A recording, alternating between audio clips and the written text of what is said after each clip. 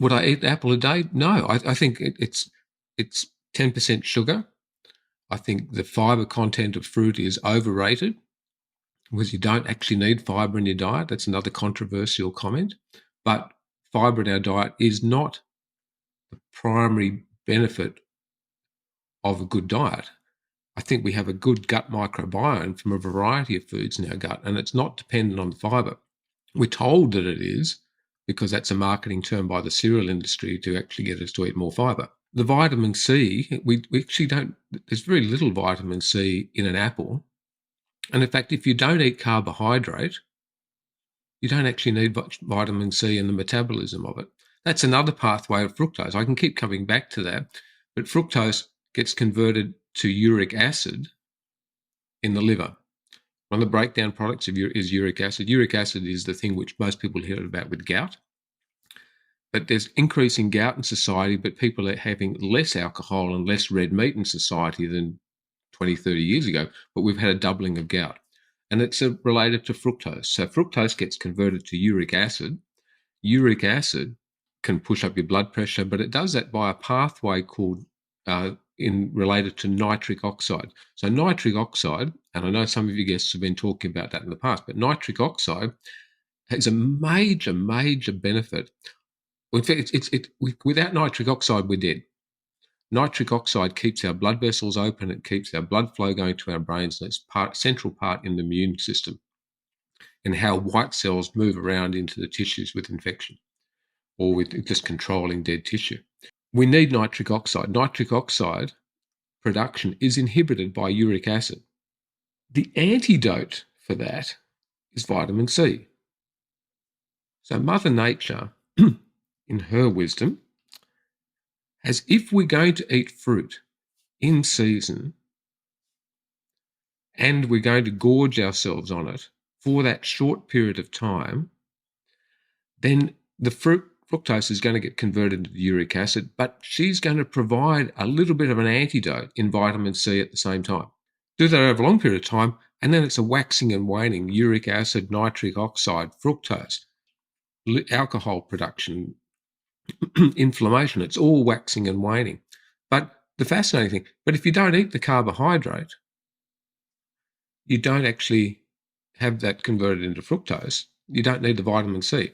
So the Arctic explorers in history, the Inuit Eskimos, the early explorers that came around the world did not need vitamin C. It was the European sailors that were having their grains and their gruel and then got scurvy that needed the antidote of limes and citrus fruits to give so they could explore greater nations. But it's really, so I actually think that, the early European explorers, they struggled because of scurvy. But if they had just been eating meat and fish on the boats, they might not have had the scurvy because the more northern European explorers didn't have the scurvy. If you're going to eat some fruit, understand that it's going to drive behaviour. Fruit for breakfast, you're going to be hungry within 2 hours. Anybody who eats fruit, 2 hours later, they're still hungry. You didn't mention berries in that list there. One of the things that people talk about berries is all the benefits of antioxidants. And you can have frozen berries, and what's interesting, after 2 to 3 months of freezing your berries, those micronutrients, the phytonutrients, the antioxidant behavior of them is completely gone. So if people have frozen berries in their freezer thinking, I'll have that out of season, then they're just little pebbles of sugar. So don't kid yourself, because again, that's marketing, but they don't tell you that if you freeze this product, it's going to lose its modern fruit has been bastardized. It's been modified, and doesn't have to be genetically modified, over time to be bigger, sweeter, lower fibre amounts, because fibre will make something rot and go rotten a lot quicker. Sugar, the increase in the sugar content of it improves the shelf life. And we can look at that from a cake aspect. A piece of bread got some fibre in it, and it will go mouldy in a certain time frame. If you put more sugar in that bread, it will last longer.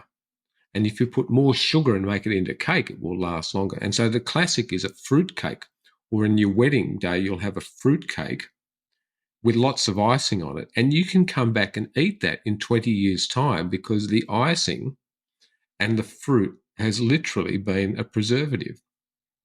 So by adding the sugar and decreasing the fiber, you've improved the shelf life and the transportability and the profitability of fruit. So our modern day fruit, our mangoes are now twice the size they used to be. They've increased the sugar content by 50% in comparison with 20 years ago. They've decreased the fiber content by 20 or 30%.